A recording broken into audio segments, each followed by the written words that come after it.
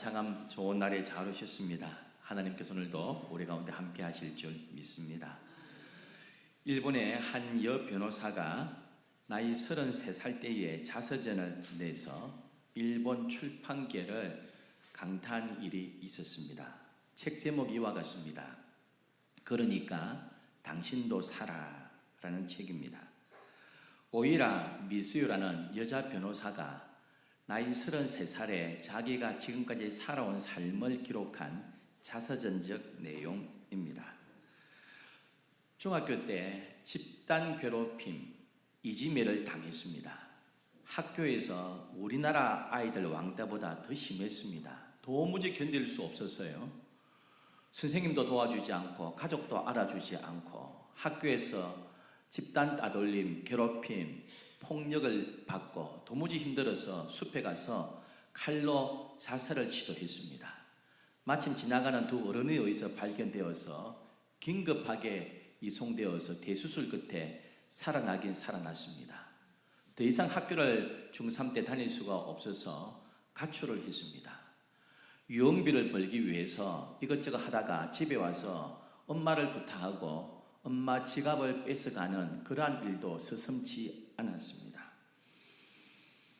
비행 청소년들과 어울려서 매일 술과 담배, 무면허 운전을 했습니다. 그러다가 야쿠자 일본 조직 폭력배에 들어갔습니다. 16살 때에 야쿠자 조직원하고 일찍 결혼했습니다. 너무 나이가 어리다 보니까 야쿠자 세계에서도 인정받지 못하고 결혼생활 6년 만에 22살 때 이혼하고 나왔습니다. 학벌도 없고요, 기술도 없어서 어떻게 무엇을 할 수가 없으니 영업소에 들어갔습니다. 여러분, 영업소에서 접대부로 생활했는데 어느 날 낯이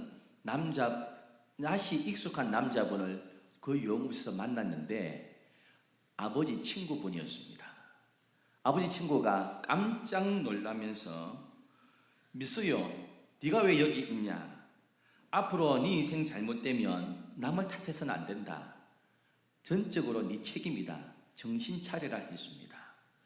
자주 와서 야단치는 그 아버지 친구의 훈계를 듣고 정신을 바짝 차렸습니다. 유흥업소에서 나와서 자립을 위해서 애를 썼지만 학벌도 없고 배운 기술도 없어서 고생했습니다. 낮에 일을 하면서 밤에 열심히 공부해서 공인중개사 자격증을 따고요, 검정고시를 치고 방송통신대를 졸업하면서 사법고시에 도전했어요. 28살에 일본 변호사가 되었습니다. 그리고 지나간 자기의 어두운 과거와 고생했던 일들을 돌아보면서 나이 33살에 그러니까 당신도 살아라는 자전적 에세이를 펴냈습니다. 여기서 이렇게 이야기합니다. 사람은 누구도 과거를 지울 수 없다. 하지만 과거 때문에 낙담하면 안 된다. 인생은 반드시 새롭게 시작할 수 있다 했습니다. 오히려 미스요 변호사는 낙담하지 말 것을 이야기하면서요, 그 후에 결혼하고 지금은 다운 증후군을 앓고 있는 딸을 돌보며 나이 60이 넘었지만 얼마든지 다시 시작할 수 있다고 격려하면서 자기처럼 불우한 환경에 있는 비행 청소년 선도하는 일을 지금도 하고 있습니다. 사랑하는 성도 여러분, 하나님의 백성은, 하늘 백성은 결코 낙담해서는 안 됩니다. 포기해서도 안 됩니다. 비록 과거가 어둡고 죄악 가운데 얼룩졌다 할지라도 마음에 다짐하고 주님 바라보고 미래를 향하여 일어선다면 얼마든지 하나님께서 우리를 새롭게 해 주실 줄 믿습니다. 잠언 24장 10절은 이렇게 기록합니다. 네가 만일 환난 날에 낙담하면 내 힘이 미약함을 보임이니라. 우리요, 정신적으로 약해지고 육체적으로 약해지면 환난이 다가오면 낙담할 수 있다고 성경은 말씀하고 있습니다. 의기소침해지고요, 패배주의에 빠지고 자신감을 잃습니다. 자기 연민에 빠집니다. 죄책감에 시달립니다. 영적 침체에 빠집니다. 하지만 하나님께서 힘주시면 얼마든지 다시 일어날 줄 믿습니다. 오늘 본문의 내용을 잘 모르시는 분들이 많아서 제가 간략하게 말씀드리면, 이스라엘 조그만 이 나라가 남과 북으로 분단되었는데 북이스라엘은 이미 아수르 제국에 의해서 멸망당했습니다. 남유다는 남아있는데요, 신흥 강대국 바벨론이 일어났습니다. 아수르도 점령하고 점점 북동쪽에서 영토를 확장하면서 이스라엘을, 남유다를 공격합니다. 기존 강대국이었던 서남쪽에 있는 그 이집트가, 애굽이 있습니다. 그 열강 사이에 끼었다가 이 유다가 애굽 편 들면 살까 싶어서 애굽 편 들었다가, 바벨론 편을 들면 살까 싶어서 바벨론 편을 들었다가, 그러면서 어려운 가운데 있었습니다. 바벨론이 공격해서 의용 총독을 세웠는데, 하나님의 뜻은 애굽으로 피신하면 안 된다. 하나님의 심판은 바벨론을 통해서 오지만 회개해야 된다는 것이 예레미야에게 주신 말씀인데, 이들은 바벨론이 세운 의용 총독을 살해하고 바벨론의 공격을 받을까 싶어서, 보복을 당할까 싶어서 지도자들이 예레미야를 데리고 예레미야의 비서인 서기관 바룩을 강제로 데리고 강제로 끌고 지금 이집트 애굽으로 내려가는 이야기입니다. 여러분, 이럴 때에 바룩이라는 서기관이 예레미야의 비서 역할을 했는데 너무 마음이 약해져 있습니다. 낙심하고 낙담 가운데 있는데요, 예레미야서는 유다를 향한 하나님의 경고고 하나님의 책망이고 하나님의 위로인데, 딱 45장, 이 짧은 45장 한 장을 딱 떼서 한 사람, 예레미야의 비서고 서기관인 바룩을 향한 하나님의 메시지를 45장에 짧게 기록해 놓고 있습니다. 바룩은 서기관이면서 예레미야의 비서했습니다. 당시의 서기관은 유다 나라에서 엘리트고 지도층에 해당합니다. 그러면서 예레미야의 비서 역할을 했는데요, 예레미야가 출세 가도를 달리고요, 인정받았으면 자기도 인정받고 새로운 길을 개척할 수 있을 텐데, 예레미야는 친정부가 아니라 반정부로 낙인 찍혔습니다. 그러니 예레미야의 비서 역할하는 바룩 자기의 앞길도 지금 다 어둡게 된 상황입니다. 여러분, 이러한 상황에 너무 마음이 힘들고 지치고 낙담 가운데 있을 때에 하나님께서 주신 말씀입니다. 3절은 이렇게 기록하고 있습니다. 네가 일찍이 말하기를 화로다. 여호와께서 나의 고통에 슬픔을 더하셨으니 나는 나의 단식으로 피곤하여 평안을 찾지 못하노라. 바룩이 뭐라고 지금 고백하느냐 하면, 고통스럽다, 그게 슬픔이 더해졌다, 탄식이 나오고 마음에 평안이 없다. 여러분, 이쯤 되면 밤에 잠을 자지 못할 것 아닙니까? 여러분, 고통에, 슬픔에, 탄식에, 그리고 마음이 너무 힘들고 어지러웠다, 평안이 없다, 불면증에 시달릴 것입니다. 그러면서 이렇게 합니다. 화로다, 너무 내 인생이 저주스럽다. 이렇게 바룩은 낙담하고 있습니다. 이런 믿음이 약해지면 낙담하던가요? 아닙니다, 여러분. 믿음이 좋아도 낙담합니다. 예수 믿으면 우울증 안 걸립니까? 예수 믿어도 우울증 걸립니다. 예수 믿어도 공황장애 옵니다, 여러분. 보세요, 모세 얼마나 위대한 종입니까? 지팡이를 딱 내미니까 홍해가 갈라집니다. 지팡이로 반석 치니 막 물이 솟아오릅니다. 모세와 같은 종이 어디 있습니까, 여러분? 그런데 이 모세가 그 40년간 백성을 이끌다가 백성이 얼마나 원망하고 대들고 반항하고 했던지, 얼마나 괴로웠던지요, 모세가 이렇게 기도하고 있습니다. 민수기 11장 15절에 즉시 나를 죽여 나로 나의 공고함을 보지 못하게 하옵소서. 하나님, 못하겠습니다. 이제 못하겠습니다.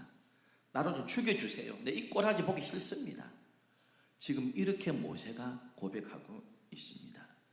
요나는 북이스라엘의 큰 선지자였습니다. 근데 적국의 수도인 니느웨가 너무 악하니까 가서 복음을 전하라 했습니다.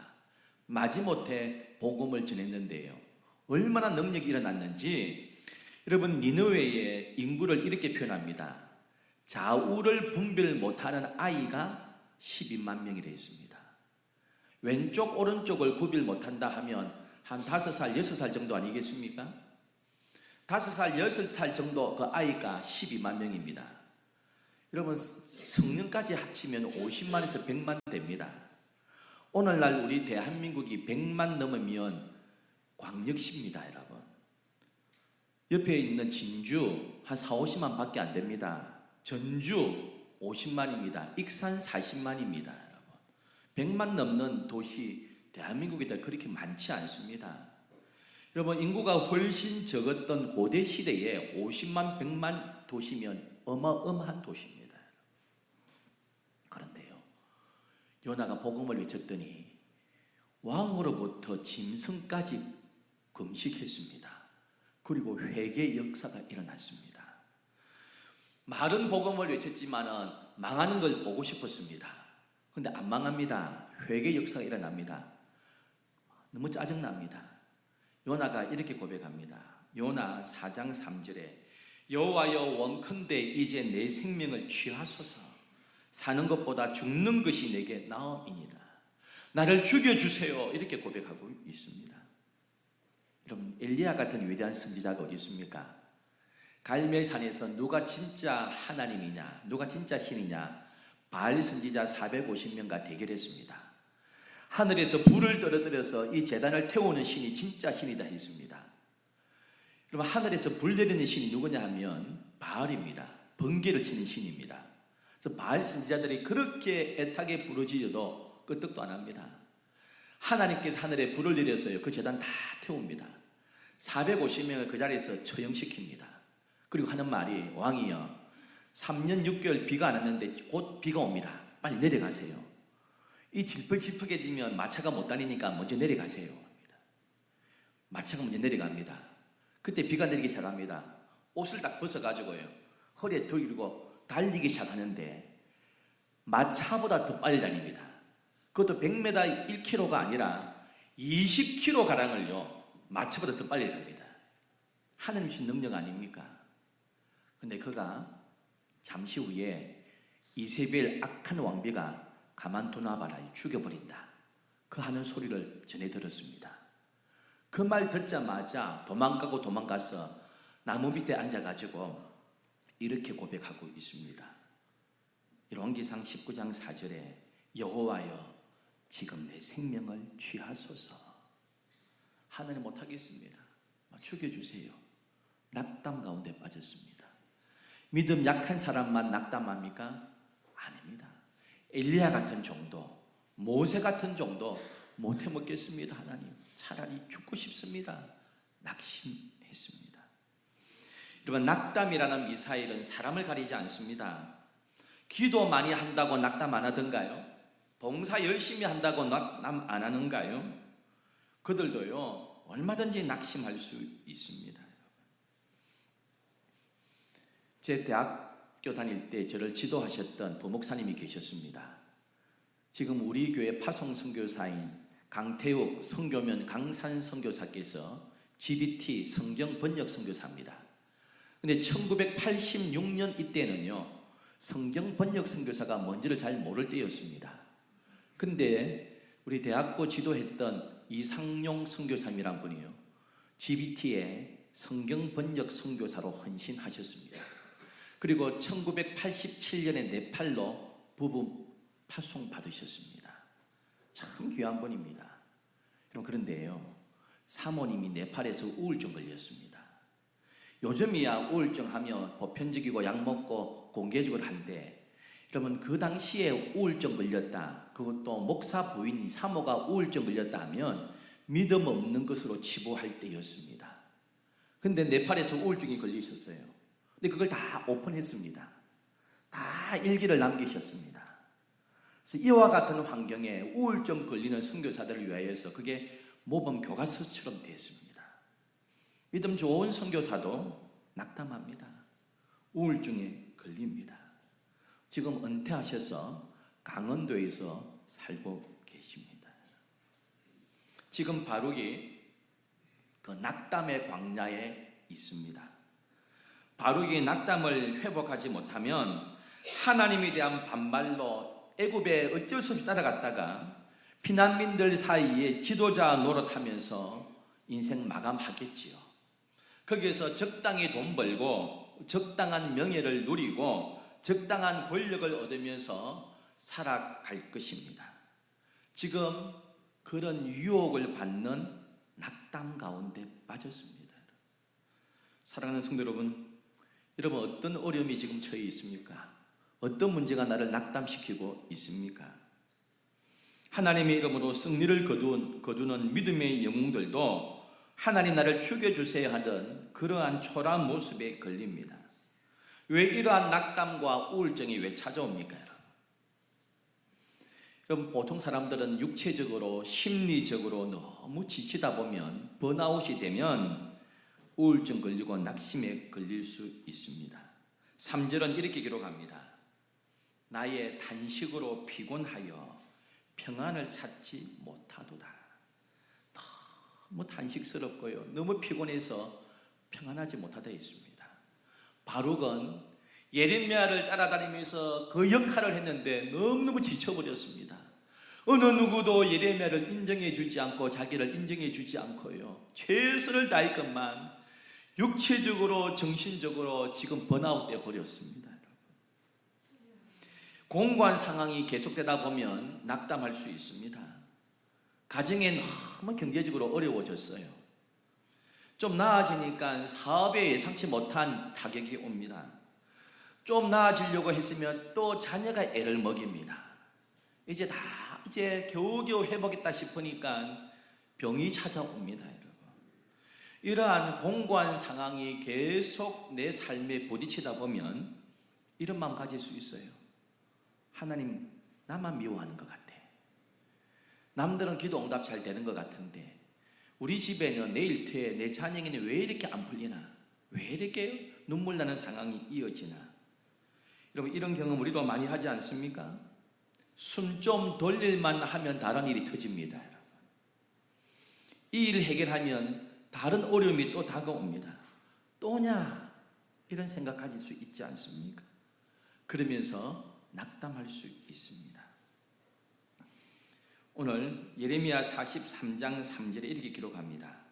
이는 네리의 아들 바룩이 너를 부추겨서 우리를 대적하여 갈대아 사람의 손에 넘겨 죽이며 바벨론으로 붙잡아가게 하려 함이라. 그럼 예레미야 보고 이렇게 이야기합니다. 사람들이 예레미야, 네가 뭔 잘못이고 저 똑똑한 젊은 저 바룩 저게 니를 부추기는 거 아니다. 저 바룩이 문제다. 바룩, 네 바룩하고 가까이 하지 말라. 그러면 모든 욕은 지금 바룩 자기가 당하고 있어요. 예레미야 보고 선지자 잘못 아니다, 참모 잘못돼서 그렇다, 바룩이란 참모 때문에 당신이 이 모양이다, 그러면서 바룩을 욕하고 있습니다. 너무너무 힘들어요. 온 사람들이 비난을 받습니다. 어려움 당합니다. 지칩니다. 여러분. 그래서 3절에 이렇게 고백합니다. 내가 일찍이 말하기를 화로다. 여호와께서 나의 고통에 슬픔을 더하셨다. 하나님에 대한 원망이 있습니다. 일찍이 말하기를, 여러분, 이 낙담과 우울과 낙심은 지금 생긴 게 아니라 이미 일찍 생겼다는 거예요. 죄도요, 작은 것에서 시작합니다. 섭섭병도 큰 거가 생기지 않습니다. 작은 게 몇 개 쌓이면 섭섭병 생깁니다. 그럼 길 가다가 바위 위에 걸려 넘어지는 사람 봤습니까? 바위 위에 걸려 안 넘어집니다. 길 가다가 조그만 돌뿌리에 걸려 넘어집니다. 여러분, 대한민국의 통일 문제, 세계의 핵 문제, 이것이 나를 넘어뜨리게 하던가요? 야, 이거 저 북한의 핵 문제 때문에 못 살겠다, 너무 힘들어 죽겠다, 이런 사람이 있던가요? 그런 거 없습니다. 여러분, 기후 문제 때문에 못 살겠다, 너무너무 괴롭다, 이런 사람이 있던가요? 그런 거 없습니다. 돈 1,000만 원 때문에, 내 자식 문제 때문에, 내 사업장 문제 때문에 괴롭지요. 작은 돌뿌리 때문에 넘어집니다. 여러분, 작은 일이 쌓이고 쌓여가지고 화로다, 일찍이 말하기를 이렇게 하고 있습니다. 여러분, 우리에게 섭섭한 것, 우리의 문제들 하나님 앞에 제대로 해결받지 아니하면 낙담에 빠질 수 있습니다. 하나님 왜 이 문제 해결해 주지 않는가? 내 자식의 문제, 일터의 문제, 왜 건강의 문제 이거 해결해 주지 않는가? 계속 이렇게 어려운 가운데 있는가? 낙담할 수 있습니다. 그런데 오늘 본문에서 바룩의 문제는 제일 큰 게 뭐냐면 이런 문제는 아닙니다. 바룩 자신의 야망 때문입니다. 내가 이 일하고 있을 사람이 아닌데. 여러분, 예레미야는 몰락한 제사장 가문입니다. 예루살렘 성전에서 분향하고요 제사 드리는 후손은 사독 계열입니다. 그런데 예레미야는 사독 계열이 아닙니다. 그래서 제사장이지만은 평생을 살아도 제사 집례 못하는 사람입니다. 그런데 그가 예레미야가 선지자로 부르심을 받았습니다. 그런데 집안을 따지면요 바룩이 훨씬 좋은 집안입니다. 그의 할아버지가요 예루살렘 성읍을 관장하던 왕의 고관입니다. 요즘으로 이야기하면 장관급입니다. 동생은 시종장입니다. 할아버지도 동생도 장관급이고요. 할아버지는 장관을 역임했고 동생은 현재 장관으로 있습니다. 빵빵한 집안이라니까요. 내가 지금 인정받지 못하는 제사장 선지자의 비서 노릇하고 있을 사람이 아닌데, 야, 예레미야가 잘 나가면 나도 잘 나가서 다음 총선에 출마할 수 있는데 이거 내 인생 망했다, 지금 이 생각하고 있습니다. 자기 일이 안 풀리고요 자기 앞길이 지금 꽉 막힌 상황입니다. 근데 출세하고 싶은데 뭔가 이름 한번 드러내고 싶은데 이거 앞길이 다 막혔다, 내가 줄을 잘못 섰다, 괜히 예레미야 줄 서가지고 이 꼴이 뭐냐, 이런 마음 가지고 있습니다. 하나님께서 이때 5절에 이렇게 말씀하고 있습니다. 네가 너를 위하여 큰 일을 찾느냐. 내세우기는 하나님의 사람, 하나님의 일을 하는 예레미야를 돕는 나도 하나님의 일을 합니다 이랬는데, 그 겉으로는 그렇게 이야기하는데 하나님은 그 본심을 깨뜨려 보셨어요. 바룩아, 네가 너를 위하여 큰 일을 계획하고 있지. 네 앞으로 네 출세를 위하여서 무슨 일을 계획하지. 네 동생처럼 장관이 되고 싶지. 너의 아버지 할아버지처럼 국회의원 되고 싶지. 출세하고 싶은 야망이 있지. 네가 너를 위하여 큰 일을 찾느냐? 그게 안 풀리니까요 너무너무 지금 낙담하고 있습니다. 하나님께서 뭐라고 말씀합니까? 5절에 그것을 찾지 말라 하고 있습니다. 네 야망 내려놓아라. 네 비전 내려놓아라. 나의 비전에 맞추어라. 나의 꿈에 맞추어라. 그러면 너가 행복할 것이다. 할렐루야. 여러분, 요한이 어떤 꿈을 가졌습니까? 베드로하고 항상 라이벌이었습니다. 내가 더 사랑받는다고, 내가 더 크게 쓰임받는다고 생각했는데 그 십자가에서 보면서 한마디 했습니다. 보라, 네 어머니다. 여자여, 아들입니다. 이제 요한이 당신 아들입니다. 그 순간 자기의 모든 야망을 다 내려놓았습니다. 자기의 모든 꿈을 다 포기해버렸습니다. 마리아가 천국 갈 때까지 자기의 비전, 자기의 야망, 자기의 꿈 다 내려놓고 그 어머니 모시는데 최선을 다했습니다. 바로 자기의 야망이 펼쳐지지 않고요 앞길이 완전히 어두운 가운데 막힌 것 같으니 낙담되어 버렸습니다. 그때 하나님께서 이렇게 말씀합니다. 4절에 너는 그에게 이르라. 여호와께서 이와 같이 말씀하시기를, 보라, 나는 내가 세운 것을 헐기도 하며 내가 심은 것을 뽑기도 하나니 온 땅에 그리하겠거늘. 나는 뽑기도 하고 심기도 하는 주권자가 내다. 네 꿈 내려놓고 나를 기쁘게 하면 안 되겠니? 하나님은 그렇게 말씀하고 있습니다. 5절에 내가 모든 육체의 재난을 내리리라. 그러나 네가 가는 모든 곳에서는 내가 너에게 내 생명을 노량물 주듯 하리라. 다 재난 가운데 있지만 네가 가는 곳마다 사람이 승리해서 노량물을 취하는 것처럼 네 생명을 내가 너에게 주겠다. 내가 너를 지켜주겠다. 내가 너와 함께 하겠다. 그러니 네가 가지는 추구하는 것 다 내려놓고 내 비전에 맞추어 달라고 말씀하고 있습니다. 사랑하는 성도 여러분, 낙담하는 일이 생깁니까? 그때 내 고집, 내 주장 내려놓고 주의 뜻을 바라보면 다시 사는 방법이 있을 줄 믿습니다. 여러분, 하나님의 앞에 모든 걸 내려놓고 말씀 앞에 적나라하게 내가 서는 그 순간 다시 회복될 수 있는 줄 믿습니다. 그 순간 내 가정이 설 겁니다. 나의 비전, 나의 꿈을 내려놓고 주의 뜻을 추구하는 그 순간 내 일터가 서고 내 자녀가 하나님 앞에 서게 될 줄 믿습니다. 여러분, 잘 아는 성악가 조순미 씨가 있습니다. 여러분 잘 모르시는 분도 있는데요, CCM 찬양사역자 박종호 씨가 있습니다. 조순미 씨와 박종호 씨는 같은 예고를 나왔고요, 동기생 62년 동기생입니다. 고등학교 시절부터 이 두 동창이 콩쿠르에서 앞서거니 뒤서거니 하면서 상을 휩쓸었습니다. 그리고 조수미 씨가 서울대 성악과 수석 입학을 했습니다. 대학 다니다가 이태리로 유학을 갔고요, 졸업할 때는 옆에 있는 박종호 씨가 서울음대 수석 졸업을 했습니다. 지금 어떻습니까? 조수미 씨는 세계적인 성악가가 되었습니다. 박종호 씨를 모르는 청년들 대단히 많습니다. 잘 모르는 사람도 많을 겁니다. 박종호 씨가 복음송 가수로 활동하다가 미국에 유학 갔습니다.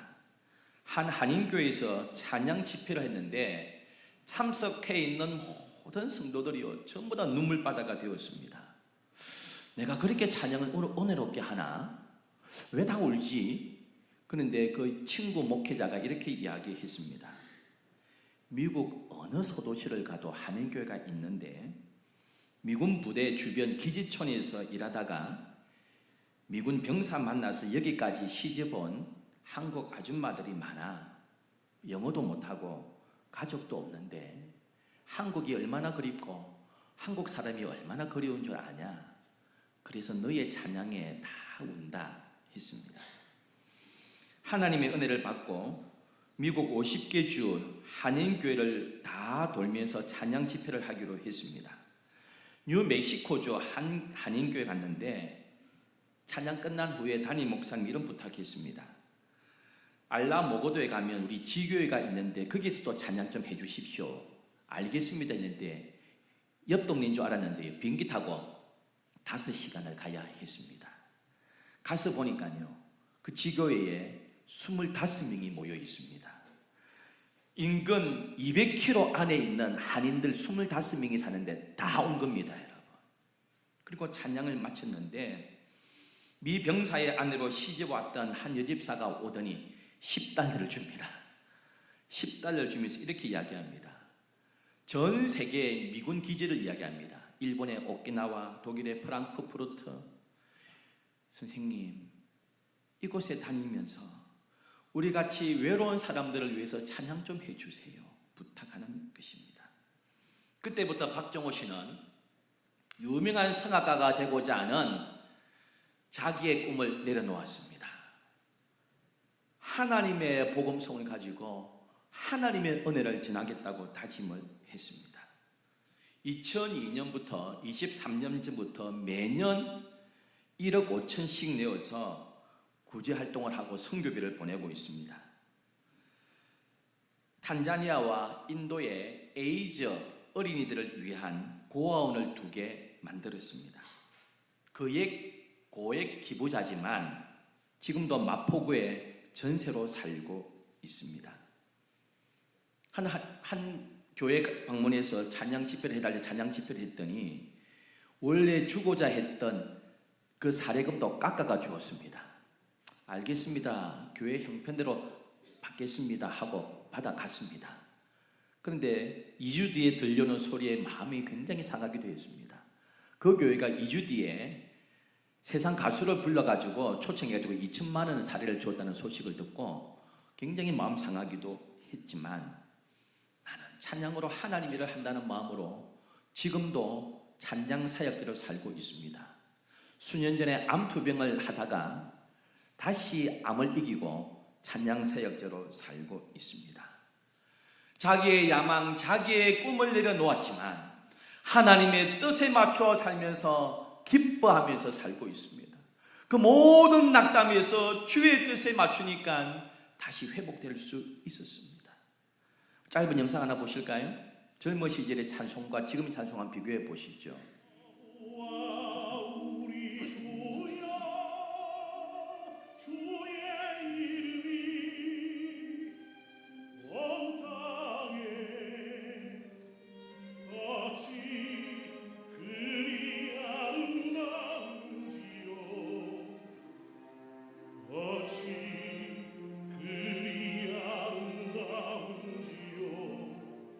나를 지으시니가 하나님,